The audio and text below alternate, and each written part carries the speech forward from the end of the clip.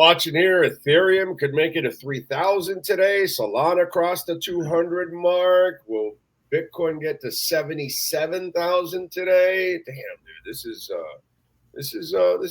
This is good.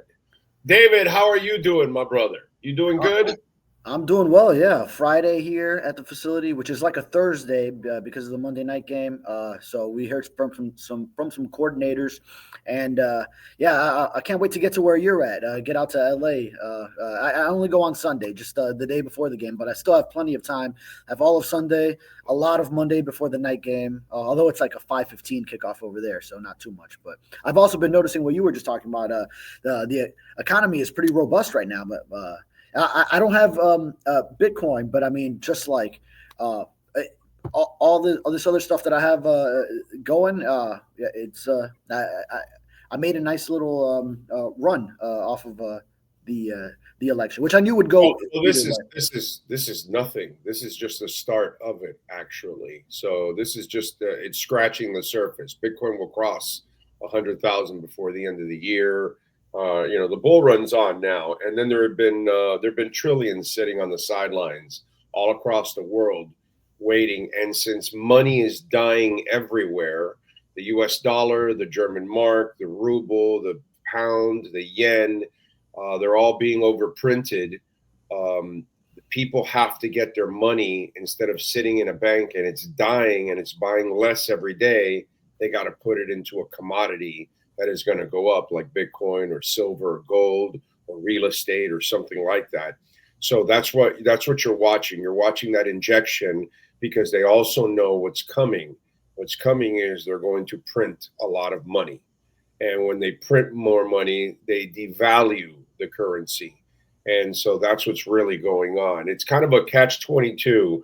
What you're watching is the rich have the money that they're inducing into the economy and putting it and getting it going, but it's really not the middle class or the lower class that is actually enjoying the fruits of all this kind of stuff. So that's the kind of twisted part about it. Yes, it is for people that are investing, but the problem is most people cannot invest. Right. You know what I'm saying? So they're not really enjoying this, and it's only going to get worse, to be quite honest. Instead of me, I hate to be the bearer of bad news, but the haves and the have-nots, it's just going to get wider and wider and wider, and that's what both of these parties do to people. It's kind of what I've been explaining for several years now, and why I kept warning everybody, the dollar's going to go down and Bitcoin's going to go up because every other currency is getting, devalued. So it is what it is, dude. But if you are investing, you're making some money. I am as much as I can. I'm not one of those like haves up there, but no, neither am I. A little bit I can. I do, and I've seen some returns from it. So yeah, neither am I. But it's not too late for anybody out there to get into Bitcoin because it's going to go to 1 million. It's going to go to 1 million. So it's not at 100,000 yet. If you're any good at math, that's a 10x. Right, I'm not sure where you're going to get 10x from in investments. That's really hard to do. So I'm just telling you, in the next few years, you're going to get 10x from this. So 10x is not bad investment in any way, shape, or form. So that's why I keep telling people, I've been at it since it was at 16, but that doesn't mean that, just because you didn't get in at 16 or at 50 or at 60, that at 76, it's still too late. I tell people I bought yesterday. Really? So, yeah. I'm not stopping. I have on Swan. I have every week. I have without even it's every I think Thursday. I think it is every Thursday. I buy every Thursday. It's an automatic buy. I just got it. Yeah, it doesn't matter what doesn't matter to me what the price is. I don't even care. It's just leave it there. Just go. Listen.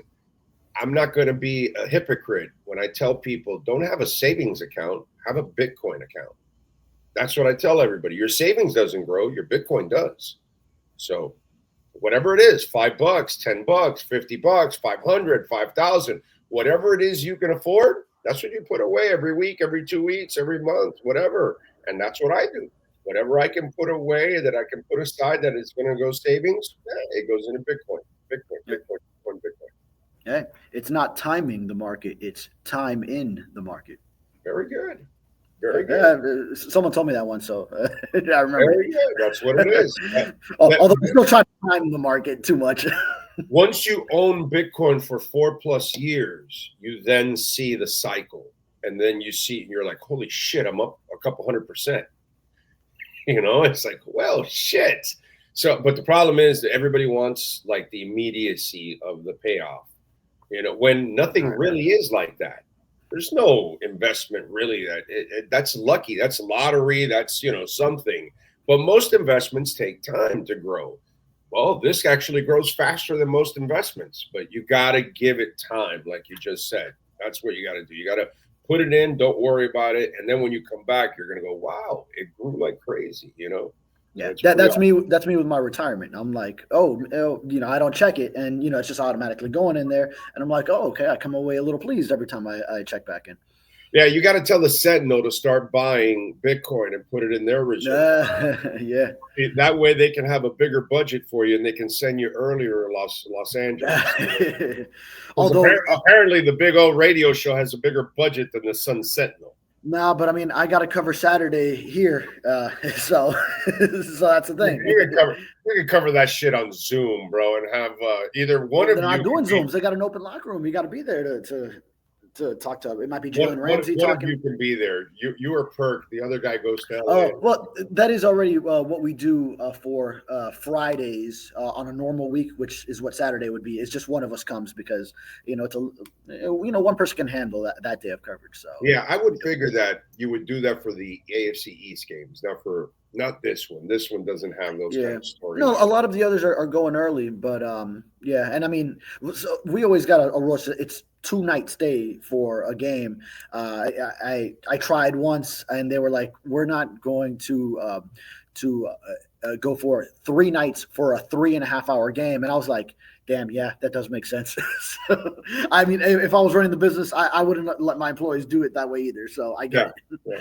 Yeah. That's a good thing when you run your own business. Yeah. You do what you want. I can get away with it if I have someone to stay with, or if I just want to pay for a room myself, or I could do West Coast. I could do 2 nights on the front end and then take a red eye back, and then it's all in the company that way too. So there's ways to manipulate it, but this one it's just like standard. Get in day before. It's a night game, so I still got plenty of time before the game, and then leave the next day. Standard. Yeah, as a music aficionado, there's no way I can come to Los Angeles, pop in and pop out. There's no way I can do that, because I know I'm just going to leave shows on the table. There's no way I'm going to do that. So, shit, I got a concert every night leading up to the game. So, I am absolutely set. All right, so they get Zach Sealer back. Who else are they going to get back this week? Yeah, well, I mean, we're monitoring Javon Holland at safety and Kader Kohu. Of course, both would be huge. You get Javon Holland back, obviously that's your stud safety. And, we saw between Poyer and May, they've held it down. They're veterans who know what to do back there. But then you had Poyer with the penalty late. You had May with the missed tackle, open field for the long touchdown. So still things that could have been rectified. And, hey, even don't count out in the safety group Elijah Campbell, actually, if Javon Holland can't play. If he takes over somewhere we were just talking to defensive coordinator Anthony Weaver, and he's been impressed by Campbell. And he said he would not be surprised if he sees defensive snaps. So keep an eye on that. And Kohu, of course, so important because then you don't have to go down to a Cam Smith Storm Duck, if he's available, he would be the next one up, a Cam Smith or a Saran Neal. And we saw how that went against Buffalo. So if you get Kader back, then he brings that versatility. He could be inside. He could be outside. Allow Jalen Ramsey to come inside and come on the blitz. So those would be huge returns if they are able to indeed come back for this game.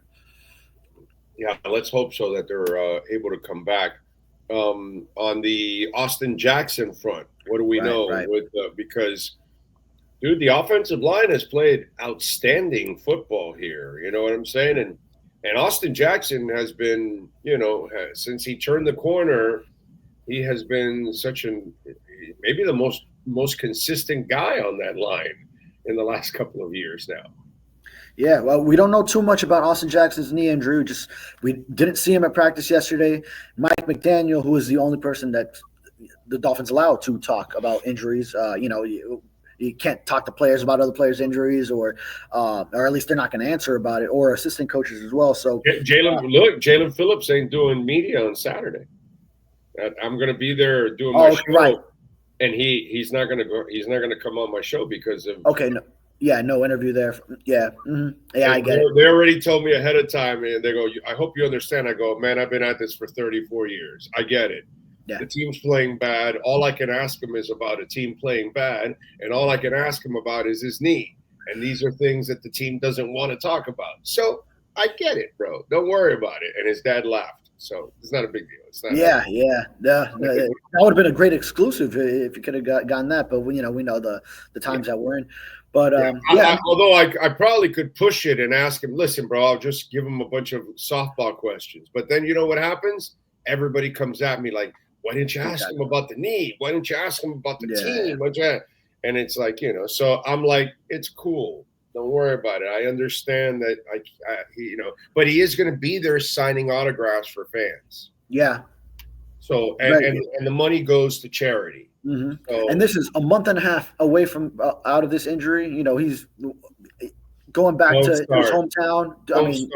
Don't start with the recovery. Oh, no. I'm not saying that. I'm saying how great it is that he's doing something like that, just like so soon after. I mean, he could be just like, I got to rehab, cancel like everything I had planned. But he's going, because this is when the Dolphins go back to his hometown, and it's important to him. So I think it just speaks volumes to the guy that he is. That's what I'm saying. I'm not saying anything. Hey, listen, I watched Patty Smythe last night. She's 67. She has a broken bone in her foot. And she still went out there on stage for an hour and 45 minutes, hopping around, running around, all that kind of stuff, because she always is very active on stage. And she goes, "I've got a broken foot, but F it." She was, she's a New York girl. So she's brutally honest. By the way, John McEnroe was there. Her husband. Okay. He played guitar in 2 songs yesterday. So that was was actually pretty cool. All 3 of their daughters were there. It was nice. It was actually nice. It was so she's like the Dolphins playing through injuries, like Alec Ingold trying to battle it out with that calf in Buffalo. Emmanuel Ogbah had a slight tear in his bicep, and he's roughing it out there. So, she could be a football player. But you were asking about Austin Jackson. So, I mean, we get Mike McDaniel before practice starts on Wednesday, or this would be Thursday this week. So not on our radar. He didn't exit the Buffalo game with it. Haven't seen any reason why he will be dealing with a knee issue, and then suddenly he's missing from practice. And then we find out when the injury report comes out that it was because of a knee injury. And now we'll see how it progresses throughout the week. If he is back today, when we do go out to practice later this afternoon, or then we'll finally get to ask Mike about it tomorrow morning. So that's when maybe we find out what his game status is. But if he can't go, then I would think Kendall Lamb as the veteran, more swing tackle. I think Patrick Paul has just been handling left tackle duties. We did see him when Teron Armstead missed the Tennessee game, but I think it would be Kendall Lamb if Austin Jackson can't go on the right side. By the way, Welt Rheaume, a proud sponsor of this program. Please reach out to them if you need the lawyers, because, if you need a lawyer and with the insurance issues going on, you do not have the power you used to. And the most important thing is that you get the right lawyers. Jeff Welt, Daniel Rheaume, they are right, baby. 954-966-4646, bankruptcy, homeowner property damage, condo damage, criminal defense, business owner claims, commercial litigation, personal injury. Please call them 954-966-4646. And remember, they have their own adjusters. So if you're noticing any brown spots in your roof, you think you have a leak, don't call the insurance company.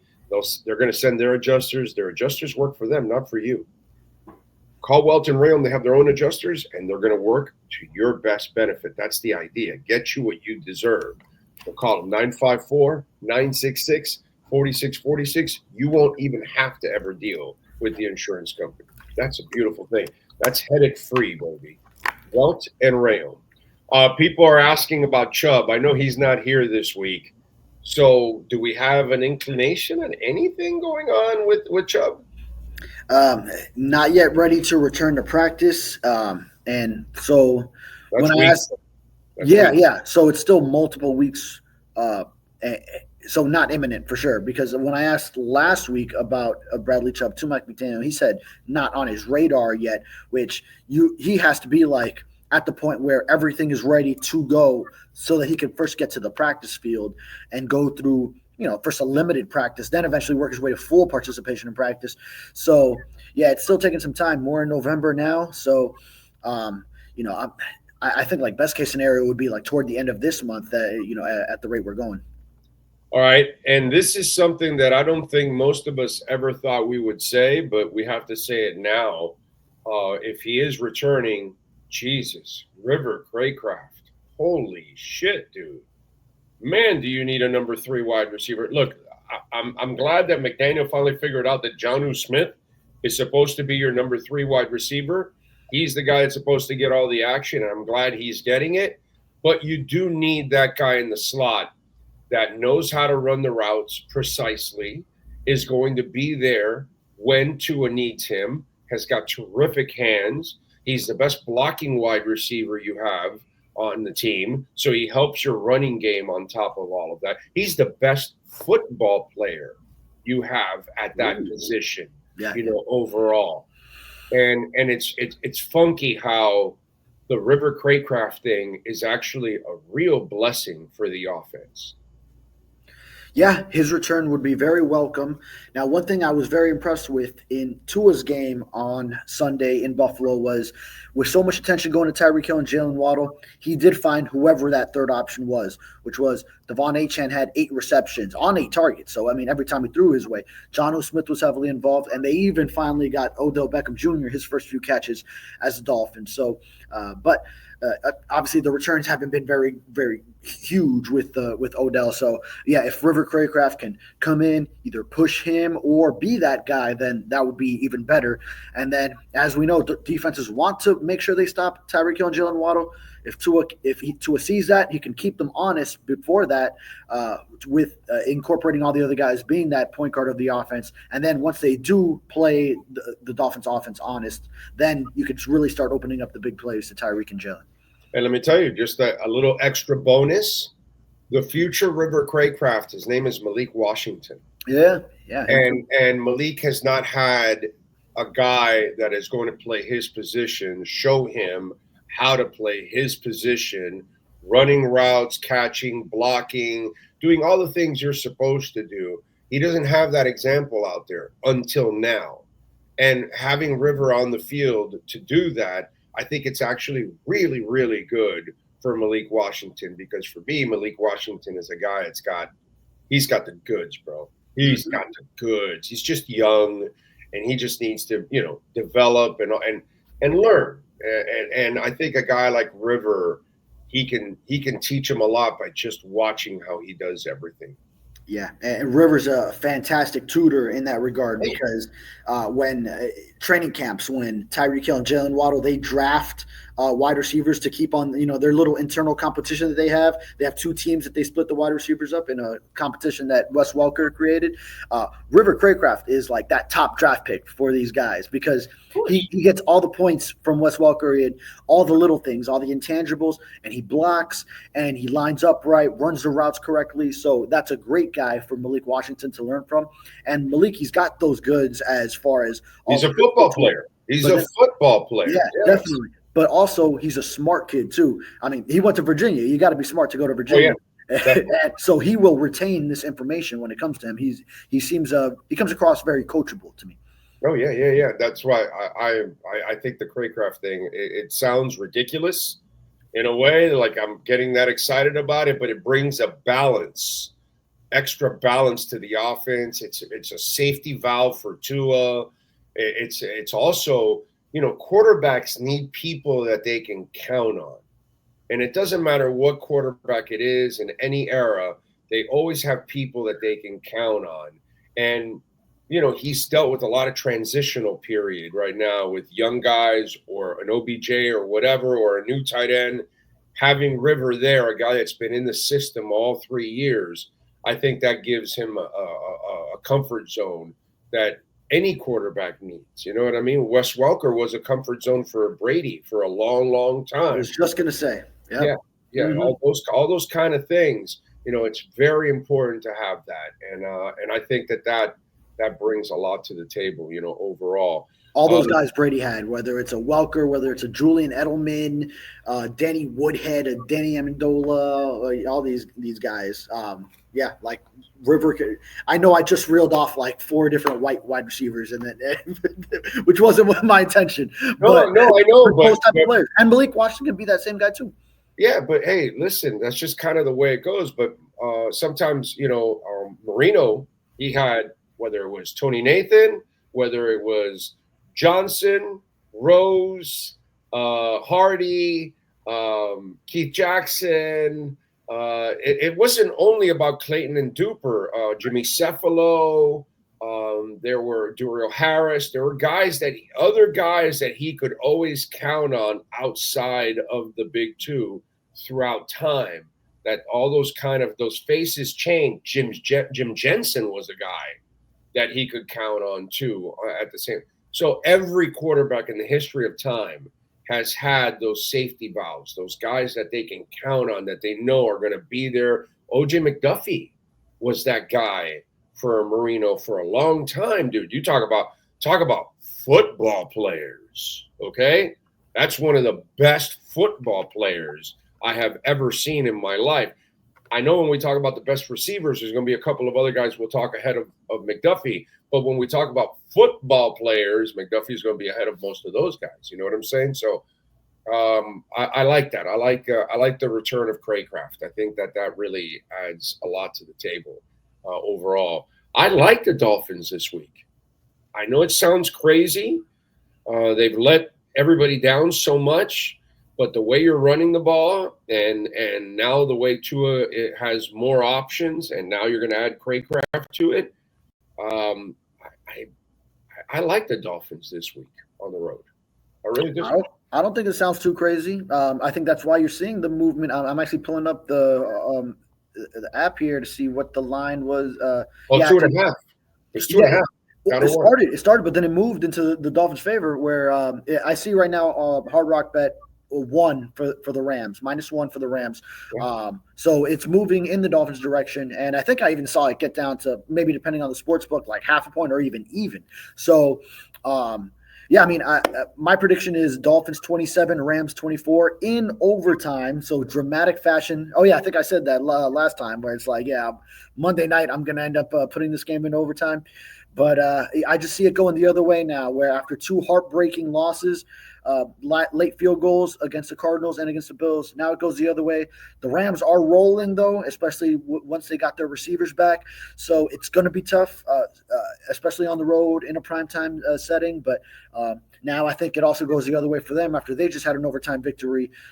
These things kind of even out. And I think right now is the moment when we're going to see the Dolphins begin a season turnaround, and it starts with you have to pull off a road win against a team that is on a little bit of a roll, and I think that's what's going to get the team rolling after they just played the Bills so tight on the road. And I still do take positives from that game, although it is a loss, and that's why the Dolphins are 2-6. Yeah, you know, dude, it's about winning. It's about winning. It's about winning in the playoffs, not just winning. You need to win enough to get in the playoffs, and now you need to win in the playoffs. And if you can't do that, you're not the coach. That's it. It's not anything else. You know, that's the frustrating part about all of this. Now, you've dug yourself in a hole now that it's impossible to climb out of, considering the way you played. And I don't know how you're going to just turn it around all of a sudden and just run.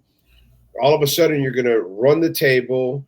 The coach is going to coach like he's never coached before, not make mistakes. The team is going to stop making the mistakes that it's constantly made under his direction in 2+ years.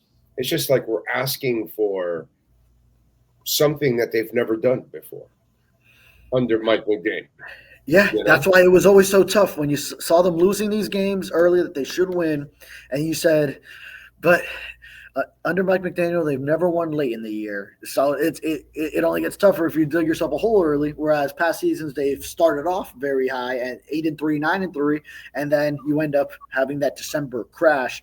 So now this year, it's got to be the opposite. You have the early crash, and now you have to play like you did. You go on these big win streaks like you did in the past 2 seasons early. You got to do it late now. Yep, I'm with you there. The Javon Holland injuries, how is that going to hurt negotiations? Boy, I mean, I honestly would not even see a scenario that Javon Holland comes back. I mean, unless it's like, because I feel like he's going to get his money somewhere. David Mulligetta, his agent, he gets his players paid. So I feel like he's going to get the money somewhere. You know, the only scenario would be a situation where he doesn't get his money, and it's just like, oh, maybe I could come back. But, you know, I think just now we're seeing a situation where if he's high priced and he had the injury late in the 2023 season that cost him so many games, and, you know, some, I think, questioned whether he was ready to come back, and he played it safe. And then now we're dealing with a couple more injuries.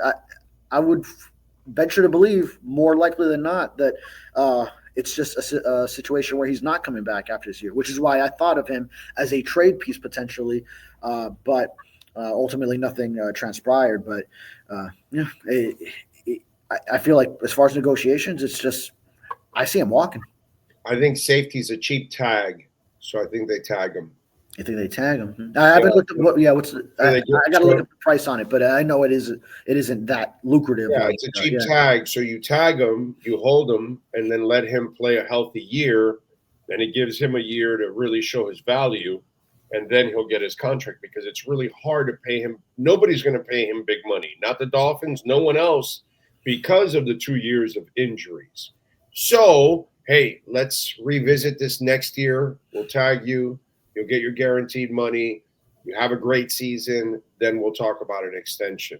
You know, I think that's what's going to happen, because if you're the Dolphins, you don't want to let him go just like that. Yeah, especially tag him and control him for a year. And if he has injuries again, then, you know, unfortunately, you're going to have to part ways. But if he stays healthy like he was earlier in his career, I think he's a flat out star. I really do. I think he's a monster. I really do. I just think he's had the worst luck the last 2 years. And this wasn't his career. He wasn't an injury-prone player at Oregon or any of that kind of stuff. So this has kind of been just bad luck for him. But I can see him getting tagged next year. Yeah, and especially if you're in a situation where you're trying to run it back with the same core, which the Dolphins will be, and compete again next year, then, you know, it only hurt you to lose another player. But we're trying to do that this year with the loss of Christian Wilkins, the loss of Robert Hunt, loss of Andrew Van Ginkel, which has been huge, as we've seen how he's done with Minnesota. So, yeah, I mean, so you do lose players sometimes in trying to run it back. It's just the nature of the NFL. But, yeah, as far as tagging, you'd also have to look at salary cap implications for a team that's already going to be pretty strapped for cash. So I haven't gone that far yet, you know, covering the season. But once we get closer to the offseason, then, yeah, I'd probably be looking more into that. And they'll have some flexibility this offseason, but that's it. It ends. I said that 2 years ago, that they were going to have 2 more years, because people, this is a cap, you know, crisis, or what was it that Omar was calling it, a cap apocalypse. And it wasn't, and it won't be this year either. It'll be you know, it'll be difficult. They'll be able to manage it, but they'll, you know, it'll be hard. They'll get it done. It's 2 years from now. 2 years from now, that's the problem with this team. Their window fiscally will close after next season. And then you're going to have to start cutting people, and then you're going to have to start. So that's the sad part about all of this. They're in their vision, their run started 2 years ago with Flo, or three years ago with Flo. And then it was supposed to go through these years of McDaniel, but you haven't got it done. And you're not going to get it done this year. So next year is kind of your final year, where then financial problems really will come at you, because all of those salaries that you have guaranteed now, in the last 2 years, they're all going to come to a head, bro. And you're going to have to make cuts. Yeah. Right. And that core just gets older because then Tyreek Hill's it's all, it gets turned over, and then that's why I keep telling people I don't think there's going to be a lot of changes. I didn't like you and I thought there wasn't going to be much trades or any move. Right. Hey, maybe Calais, maybe accommodate him to do him a favor, but outside of that, no. And then you're not going to really fire the coach because you just extended him, which you probably extended the front office, and you extended all the players, and you really can't do anything with these contracts till 2 years from now. So you're really kind of stuck. And if you bring somebody in, they're kind of inherit everything that's there, and then that sets them up for failure. So you're probably just going to tweak a little bit in the offseason and basically come back with everything again and give them that final run before you'll have no choice. Either you enjoy the success or you're going to have to deal with the teardown. Yeah. Yeah. You see it out with this core. That's the only way. It's really the only way. They have no choice. Yeah. You start what people don't understand it. Oh, we'll trade Tyreek and trade this. No, you can't, bro. Those salaries get accelerated, the bonuses, and then you're forced to cut 5-10 other people. And people that you really want to keep that might be affordable and all that. And it's hell, bro. It's fiscal hell right now for them, to be quite honest. You know? Tough spot. Yeah. Mm-hmm. Yeah. All right. What do you got going on the Sentinel so folks can check you out? Working on a few things before the Rams game, following up on all the injury updates, but then also might be writing about either Chop Robinson after he had his first sack, getting going. Jalen Ramsey and Odell Beckham Jr., they won a Super Bowl with the Rams, so them going back there. Hopefully we hear from them, and I'll be ready to pivot if we hear from Tyreek and then he says something that I got it right. So just keeping my eyes and ears open until we get to game day. Tyreek still here? I thought he was going to get traded to Kansas City. Yeah, some people come up with like just speaking out of their ass with some of these scenarios. It's like, and yet ML football has a following that is crazy. I don't know how many people follow. It ends up, landing on my timeline. I don't follow those clowns because they don't have anybody reputable out there that has any connections whatsoever, yet they throw all kinds of crazy shit. And, dude, fans fall for it. Hook, line, and sinker. And let me tell you, media member after media member reminds people these people don't know what they're talking about on different stories in different cities because they see it. It's crazy. Yeah, I can't tell you how many times I'm just like talking with my friends and they're asking about like some stupid shit. And I'm just like, no, where are you getting it? And it turns out, they're getting their information from just like social media aggregators that are just throwing up whatever to get a bunch of views. So unfortunately, that's how a lot of people get their information nowadays. Yeah, I know. It sucks. All right, follow him on Twitter at David Furones _ and catch his work there at the South Florida Sun Sentinel. David, as always, thank you, my brother. We will yes, catch sir. you. Thank you. You got it on Monday night. Be good. There you go. And, of course, Welt Rheaume 954-966-4646. You want the ultimate tackles, the ultimate bulldogs, the people that will get after those insurance companies. I saw it firsthand when Progressive did not want to give us what we deserved.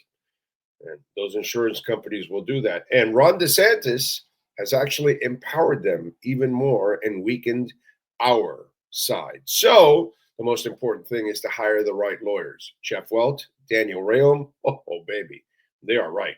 954-966-4646.